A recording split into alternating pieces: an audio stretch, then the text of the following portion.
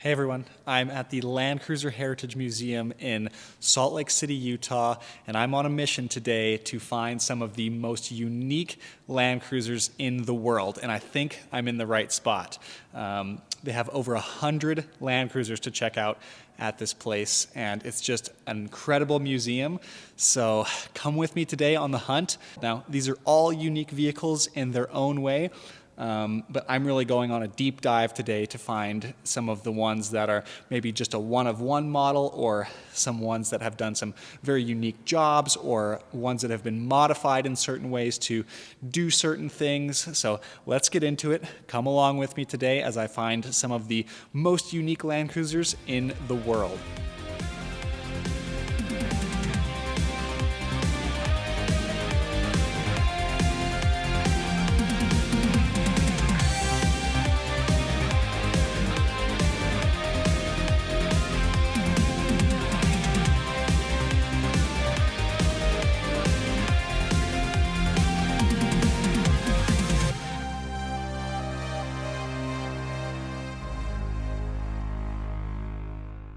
The collection starts off with arguably one of the rarest cruisers in the world. This is the 1953 BJT. Designed and built to compete with the Willys Jeep for military use, this early model Land Cruiser is the foundation from which one of the most successful automotive lineups was built.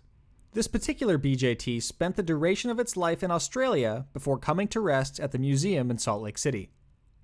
In the late 1950s, Toyota was looking to expand into the civilian market. The BJT, which was built for the military, was not an ideal candidate for the general public. Around this time, Toyota introduced the FJ20 and the FJ25 in 1960, all in hopes of making a name for themselves and their 4x4 product in the general public.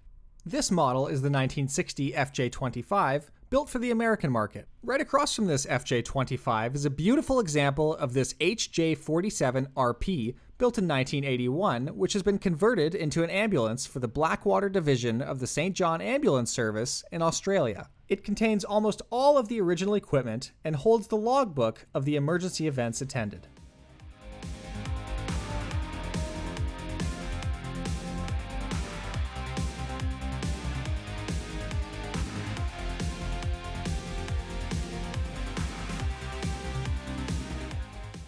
If you're familiar with Land Cruisers, you probably know the name Jonathan Ward. This 1963 FJ45 Banderanti was built by the great Jonathan Ward at TLC. It was specially requested by Toyota USA and was a concept vehicle for what would ultimately become the FJ Cruiser. This prototype FJ45 is special in the fact that Toyota never offered a four-door variant. The frame has been cut and stretched, and the four-door body has been custom designed. This humble 1973 FJ40 lived its life in Northern California. On November 8, 2018, a fire started in Butte County that is now considered the most destructive fire in California history. This Land Cruiser, owned by former County Sheriff Scott McKenzie, is just one example of the devastation from the 17-day-long wildfire. All right, we made it through the 40s. Let's get into the 60s, 70s, and 80s series, because I think those are some of my favorites. This beautiful red 60 series is a wonderful low-mile example of time gone by and the raw craftsmanship of the past. Only 59,000 original miles on the odometer. Ah, the mighty 80 series. A fan favorite, and for good reason. Some could argue that the 80 series Land Cruiser is the pinnacle model in the cruiser lineup. Many people say the engineers at Toyota got everything right on the 80 series, given the solid front and rear axles on coil-sprung suspension sitting under the closed-box ladder frame chassis. This specific 80 is from Venezuela and has just 125 original kilometers. This brings us to the venerable 70 series, a vehicle that holds a special place in many people's hearts. The 70 series is a heavy-duty, rough-and-tumble, no-nonsense Land Cruiser used in the harshest corners of the planet. What it lacks in creature comforts, it makes up for in durability and reliability. These vehicles are known to push well over 1 million kilometers, even in the severe conditions of Australia and Africa. This museum holds a clean example of almost every variation of the 70 under one roof. Everything from your short wheelbase 73s, your 76 wagons, to your troop carriers and the 79 pickups. Here are some of my favorites. Affectionately known as the TV truck, this Japanese television broadcast vehicle, built in 1986 on a BJ-70 platform, was used in the mountains of Japan to test broadcasting transmission functions. It is armed with equipment like a large mast antenna located in a box on the roof. The antenna is able to be rotated different directions by a geared drive base system. The vehicle is also equipped with other state-of-the-art equipment for its time, like CRT screens and a massive power inverter to successfully complete its job. Overall, this has got to be one of the coolest and most unique 70 series I've ever seen. Now, we can't talk 70s without talking Troopies. This particular troop carrier is a left-hand drive FZJ-75, which is quite rare because most 70 series cruisers were sold to the right-hand drive markets in a diesel version. This Troopy boasts the inline-six 1FZF gasoline engine. It also lived most of its life in Venezuela. There are several choice modifications to this Troopy, including custom wheels, tires, suspension, bumpers, and interior. This next one is interesting. It's a Part 76 series, Part 80 series hybrid, built by Maltec, a German company specializing in the customization of Land Cruisers. This vehicle features a newer HDJ-76 body mounted atop a 1994 HDJ-80 chassis. Sitting side by side to a stock standard 76 wagon, you notice the subtle but present difference in stance between the two.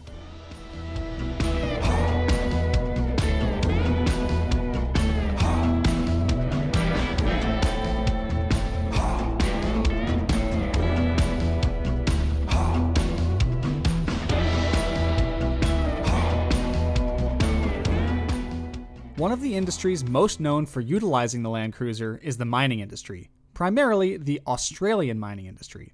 But other countries such as Canada, South Africa, and Chile have also been known to employ the Land Cruiser. Companies have tried to stray from the Land Cruiser platform in favor of other vehicles, but typically always return to the proven platform. In simple terms, it's the only thing that lasts in the conditions of underground mining. This 2012 HZJ-79 is equipped with the old-school 1HZ engine and used by Miller Technology for service in underground Canadian mining. It has been modified for its job with the Clark-Hirth wet hydraulic brake axles and an additional crew-carrying cab. The wet hydraulic braking system on this vehicle is an amazing feat of engineering.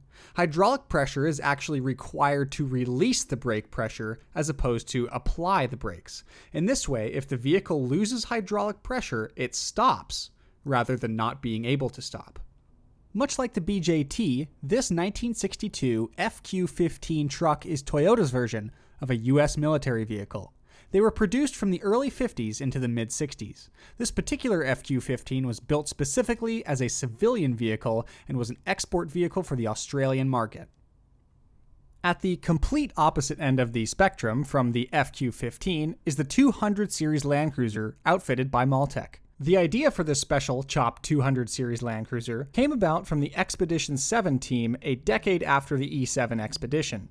It is equipped with a full live-in camper system and is turnkey ready to drive around the world. This beautiful blue FJ56 was used for towing services by the Japan Automobile Federation, similar to what we experience in North America as AMA or AAA. The back half of the body, behind the B-pillar, was cut off and replaced with a wrecker for service use. Toyota Brazil created their own form of the Land Cruiser, known as the Bandeirante, pronunciation still unclear. Due to Brazilian laws and regulations, this vehicle needed to be built in Brazil instead of Japan. Toyota did their best to send equipment from Japan to Brazil, but didn't have enough time to set everything up that was needed for manufacturing, including the engine. This is why the Bandeirante is powered by a Mercedes diesel tractor engine. These three vehicles are known as the Land Cruiser Prado. Toyota describes the Prado as the light-duty Land Cruiser. This branch of the Land Cruiser lineup started in 1984 and continues production to this day. In total, the Prado lineup consists of the J70, J90, 120, 150, and the J250 series models.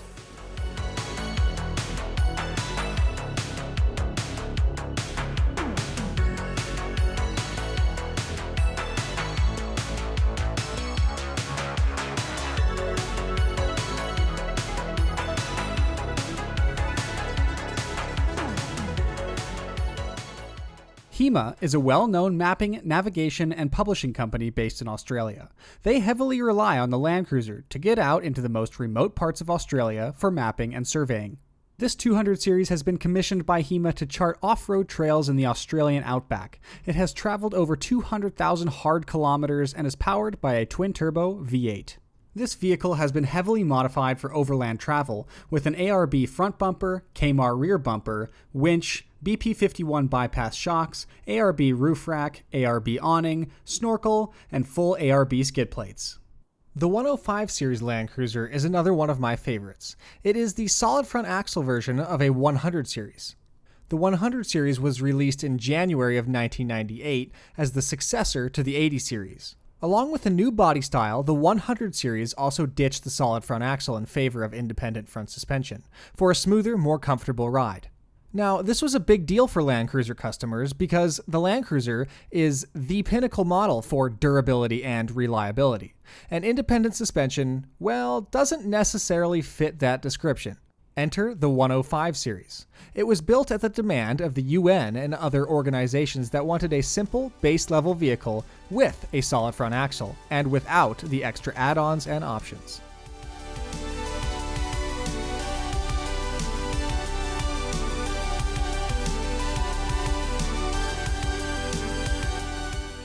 This is the large and in-charge Toyota Mega Cruiser. Toyota originally developed the Mega Cruiser for the military, but sensing the potential for more diversity, created a civilian version. This Mega Cruiser is number 17 of only 149 of the civilian versions, making it a very rare vehicle. It is equipped with specialized 37-inch tires, a gasoline 15 BFT engine, and has just 77,000 original kilometers.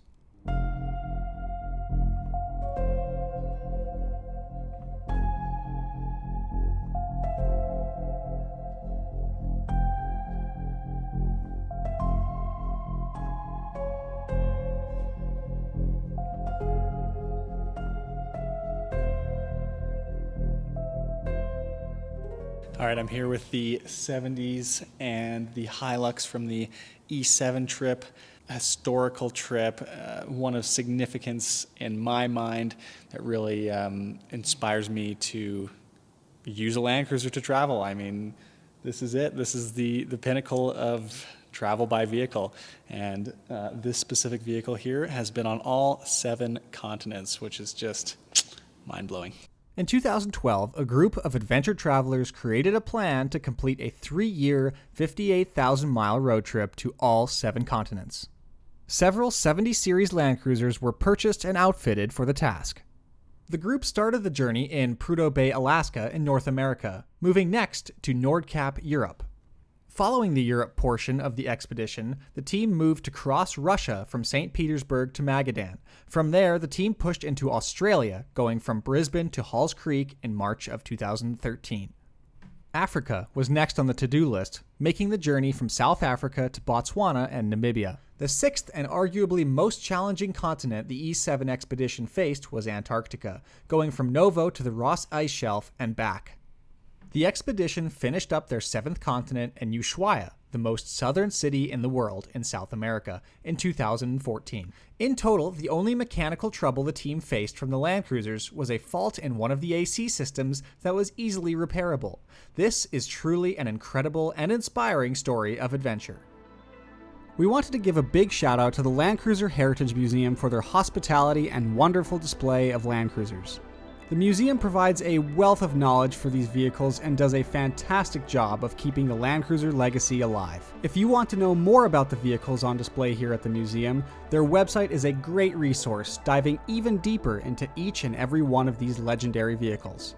This concludes our time at the museum today, but we will be sure to stop in again the next time we find ourselves in Salt Lake City. We'll see you in the next adventure.